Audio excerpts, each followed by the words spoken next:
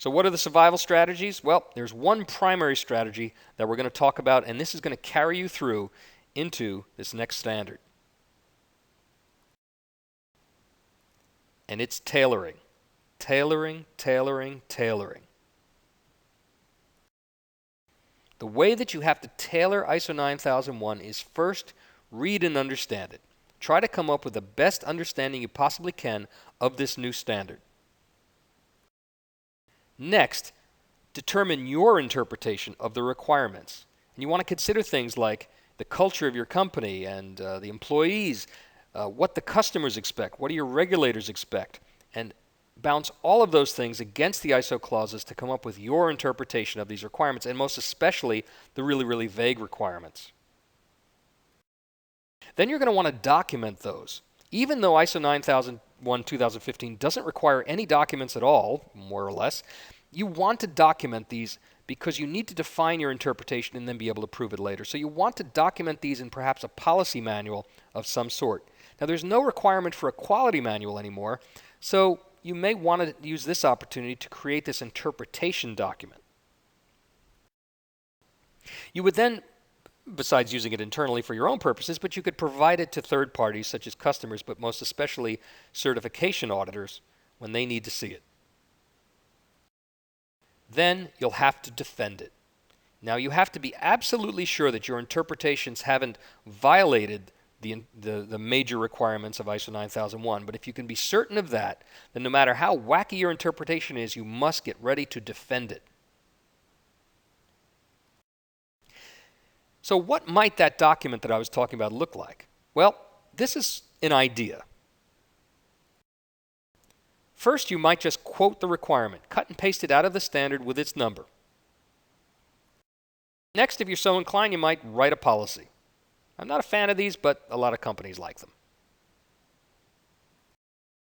Next, you're going to define your interpretation. So in the case here, what we see is we're talking about the requirement for risk management, and the policy says that we're going to assess risks and opportunities, and then the internal interpretation says we address risks in the following areas: review of contracts, product design safety, process effectiveness, etc.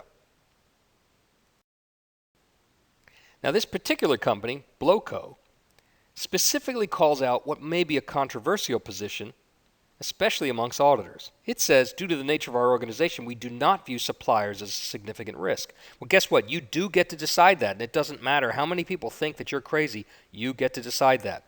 There are many organizations out there, especially management consulting and IT firms, where they don't really have that many suppliers, and so suppliers are just not a risk. But you can guarantee that your auditor is going to say, no, you must treat your suppliers as a risk. Well, it's not required by the standard, and you get to decide the interpretation. So you want to have this clearly defined and preferably presented to them ahead of time so that you can clear the air on any of these controversial positions ahead of time. And then this document might include references to any supporting documents. So again, what you want to do is determine your approach, document your approach, and then provide that document to auditors or third parties, and then get ready to defend it. So let's take an example for risk-based thinking. The first thing you might determine your approach, and let's say for your company you're going to use SWOT and PEST as the two risk management tools that you elect to use. So then you're going to document that. By placing in your risk procedure, we utilize SWOT and PEST. You're then going to provide that document to the auditors. The auditor is inevitably going to come back and say, no, it's got to be FMEA. Now, we're already seeing online the auditors who are busy talking on LinkedIn and everywhere else saying that, no, FMEA is the way to go. This is because auditors are not risk management professionals. And when you talk to actual risk management professionals, and by this I mean people who went to school for this and do this for a living, they understand that FMEA is just one of an infinite number of possible risk management tools. And it has a very narrow bandwidth of where it is applicable. And it can't be used, especially, for the management of opportunities. However, the auditors have never seen any other risk management tool before, so they're familiar with FMEA, and they're starting to push clients saying that FMEA is the way to comply with risk-based thinking, and it's not. So in this case, the company said, no, we want to use SWOT and PEST. the auditor is going to come in and say, no, it has to be FMEA, and you're going to tell the auditor to suck it. So let's take another example. So in the context of the organization, you're required to identify interested parties. Well, because it would be, I guess, politically incorrect, employees were not listed as an interested party in the standard, but perhaps you elect to say, my employees are an interested party. They are critical to my quality, and I want to have a good workplace for them, because if I do, then they might provide a better quality product. So we're going to call them an interested party. You're then going to document that in your procedure, and you're going to say, employees are an interested party. And you're going to provide that to the auditors. Perhaps the auditor is going to come back and say, employees, no, they are not an interested party. And you're going to tell him to get the hell out. Remember, you determine your interpretation, and unless there is a sentence in there that says that employees cannot be interested parties, the auditor cannot tell you what to do with your system. Regarding documentation, I would recommend that you do not align your document numbers with the standard. Only develop documentation where there is a benefit to do so, and use your documents to define those potentially controversial interpretations, like I said. And remember, there's a quality manual isn't required right now, but you better check with your customers, especially large OEMs or primes. They may still demand a quality manual in order for you just to get a contract, so you may still be required to write one. Now, regarding the process approach, I wanted to provide a sort of best approach method, which is actually applicable right now and doesn't really change with the new standard, but I'll just take a few minutes to go over it. And one thing is that you really want to make sure that your process approach has been properly implemented. And it might be more important than ever to identify and manage processes properly. And you really want to assign measurable quality objectives to each process. This is a failing, I think, of ISO 9001. It still doesn't connect the process approach with quality objectives. And I do, as I'm about to show you. So what I'd like you to propose is that you assign at least one objective to each process.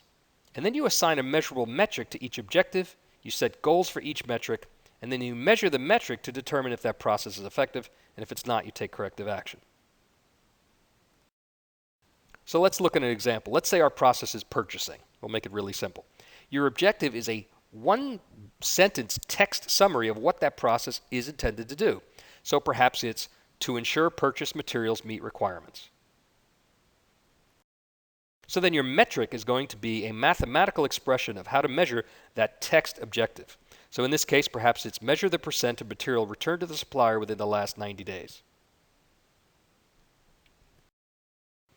Then you're actually going to set a goal. Well, our goal, and then this should come from management, is that we want less than 1% material returned to supplier in the last 90 days. You're then going to actually measure that process and come up with your current state. So let's say the current state is 5% of the material has been returned to the supplier in the last 90 days. What does that mean? It means your goal was not met, so you have to file a corrective action. And you do this for each one of the top-level processes that you have assigned. So rather than have processes sitting over here and being managed in one section and quality objectives being set that aren't linked to them, link the two. Now remember to defend your interpretation, as I said. Because of the vague language in 9001, 2015, it's going to be more important than ever to do that. Be sure that you don't adopt the practices of other companies solely because an external auditor tells you to do it. You want to have your own company quality management system, and you don't want to design it around competitors or large companies that this auditor worked at last time. Auditors are unlikely to receive more than 15 minutes of training on key requirements such as risk. So I want you to imagine that. People go to university and study risk management and get entire degrees on it. We are now going to be expected that auditors are going to be coming in and assessing your compliance and your maturity on risk management without them ever having as much as 15 minutes of training on the subject. In fact, they may not even get 15 minutes because they're really not required to receive any training at all. There is not a requirement that your auditor needs to be trained on the new standard. It's going to be completely optional. And it could even be just an email swap between that auditor and the registrar he works for. So a crash between your interpretation and the auditor is inevitable.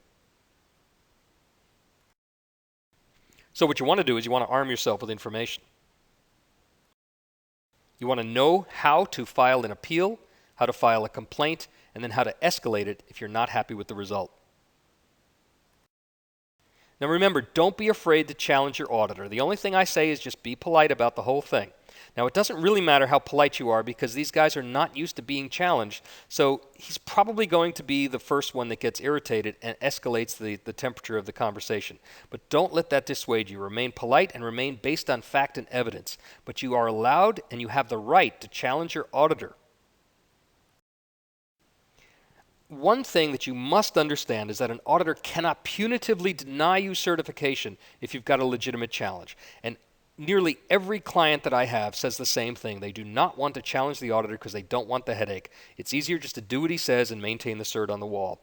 But it isn't because it's costing you money, and it begins to create problems where every quality system looks the same, and these auditors are reinforced to go and continue these practices and do bad things at other companies. So you have an obligation and a right to stand up for yourself and challenge the auditor, and again, just do it politely. They cannot punish you. The auditor, by the way, doesn't even make the decision on whether you get certified or not. His report goes to a home office, and then a separate committee independent of him makes that decision. So the auditor cannot unilaterally decide anything. What you're going to want to do is read the other guy's playbooks, and there's 3 documents, 2 of which you really need to know, and the third maybe not. But ISO 17021 defines how the certification bodies or the registrars are supposed to operate, or how they're required to operate. And that includes all the rules for how to file appeals and complaints. And that gives you a lot of rights. A lot of your rights are hidden in ISO 17021, which nobody ever reads. Now, another standard that is referenced in 17021 and thus becomes part of it is ISO 19011. And that defines the rules that govern content and requirements of audits. And a critical part of that is it defines how audit reports are supposed to be written and, for example, what is a nonconformance supposed to look like. So many times auditors write up nonconformities and don't actually put any objective evidence. And you probably wonder, well, isn't that against the rules? Well, it is. It's against ISO 19011. So you need to become familiar with these standards so you know what you're talking about in the event that you need to challenge your registrar.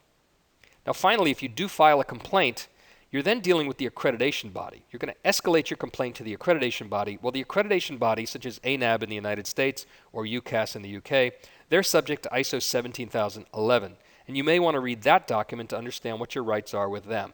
But hopefully it won't get that far, so I wouldn't buy the standard unless you absolutely need to. Now there's some ways to reduce your upgrade costs. First of all, attempt your upgrade without a consultant. Try to use your internal staff as much as possible. I think you'll be surprised at how little you have to do. You want to abandon alignment with those ISO 9001 clauses because in case they do change them for some reason, you won't have to rewrite your documentation again. Remember to limit risk management or risk-based thinking to the areas where you think you need it. If you overdo it, it's going to get expensive and complicated really fast and may actually introduce more risk to your quality management system. Don't listen to any marketers selling upgrade classes. You won't need them. Don't buy internal auditor training courses that are specific to upgrade your training to 9001-2015 if your internal auditors are already trained in 9001, either 2000 or 2008. There is no mandatory requirement whatsoever in ISO 9000 that you provide your internal auditors training at all. If you want to spit on them and dip them in holy water and then drain them in goat blood, you can do whatever you like. That constitutes training. You get to decide. If you think it's important to train them in the new standard, then do so. But these companies who are telling you that you must do it, or the auditors who come in and tell you that you must have it, which is convenient since they're selling the training classes, you are allowed to say, no thank you. Don't pay for pre-assessment audits by the certification bodies if you're already registered. There really won't be that significant a change between your current system and 2015 to waste all that money to have a pre-assessment audit come in and tell you that, by the way, you're already nearly compliant with the new standard. Some of the certification bodies may start publishing interpretation guidelines, in which case you might be tempted to begin to craft your quality system based on that. Don't do it. That's not their job. Their job is not to provide you information on what your quality system should look like. They are there to assess your vision of what your quality system looks like and determine if it complies or not. If you begin to model your QMS against the certification body, then you introduce a conflict of interest where they're likely to give you a pass, yes, but it's only out of familiarity, and it's not going to mean that your quality system is effective or efficient. Once you are certified, you should advertise it. I'm struck by how little advertising we see, especially in the United States, for ISO 9001. Be sure you tell everyone and try to promote the certification not only to your customers, but to the public. So when I go through South America, I see ISO 9001 on products, on refrigerators, and on food, and on vegetables, and everywhere I see it. And as a result, the public knows what ISO 9001 is. In the United States, we don't have that. Nobody knows what it is, and so they don't know, and it reduces the value of your certification. Make sure you add ISO 9001 certified to your advertising and your promotions, and then try to educate the public on how ISO 9001 can improve the quality of products and services. That not only differentiates you against your competitors, but it begins to educate that public. So you want to publish this stuff on blogs and editorials and forums anywhere you possibly can once you get that certification.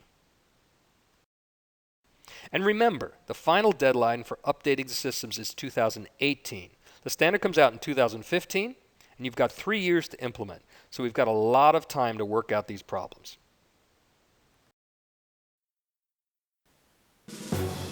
So I hope you liked our presentation on Risky Business, the future of ISO 9001 2015. And if you have any questions at all about this or anything else, feel free to go to oxbridge.com, click the link, and you can ask away. We have a special feature called Ask the So-Called Expert, where I answer your questions regarding ISO and AS 9100 and all sorts of other things. And as always, you can see me juggle baby kittens. It's got to be worth something.